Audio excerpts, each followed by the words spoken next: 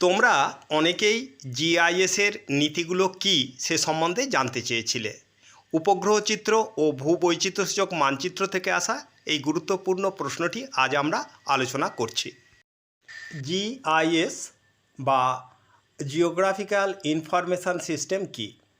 GIS বা geographical information system হলো এমন একটি তথ্য নির্ভর পদ্ধতি যেখানে বিভিন্ন ভৌগোলিক বিষয় সম্পর্কে তথ্য সংগ্রহ, ব্যাখ্যা, বিশ্লেষণ ও তার বাস্তব প্রয়োগের সন্ধান দেয়। জিআইএস বা জিওগ্রাফিক্যাল ইনফরমেশান সিস্টেমের নীতিগুলি হলো: 1. মানচিত্র বা ম্যাপিং। ভূপৃষ্ঠের কোনো স্থানের সংগৃহীত তথ্যের ভিত্তিতে অটোক্যাড বা কম্পিউটার এডেড ডায়াগ্রামের সাহায্যে সেই স্থানের মানচিত্র ও লেখচিত্র প্রস্তুত করা জিআইএসের প্রধান নীতি। 2. পরিমাপ বা মেজারিং।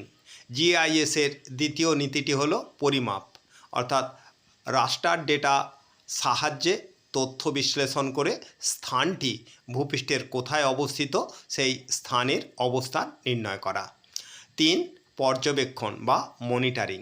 জিআইএসের তথ্য বিশ্লেষণ করে শক্তিশালী ব্যবস্থাপনার মাধ্যমে সরকার বা কোনো সংগঠনকে উন্নয়নমূলক কর্মসূচি রূপায়ণে সাহায্য করা হলো পর্যবেক্ষণ নীতি। 4. মডেলিং।